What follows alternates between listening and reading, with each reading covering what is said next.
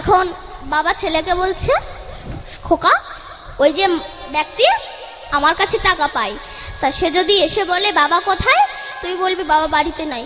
বলে তুমি এই যে জ্যান্ত বাবা বাড়িতে বসে যান বলছি তো, বলবি বাবা বাড়িতে নাই।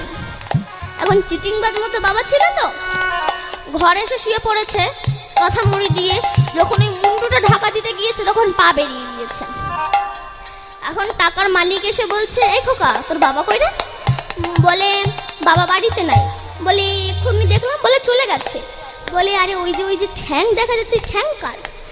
বলে বাবা বাড়িতে ঠ্যাং রেখে চলে গেছে, ঠ্যাং রেখে বাবা চলে গেছে। যেমন শুধু ঠ্যাং বাবা নাই, তেমনি জগতে কিছু কিছু মানুষ আছে শুধু মানুষ, অসভ্যদের কাণ্ড জ্ঞান নাই, আজ জ্ঞানীর কোনো সম্মান নাই।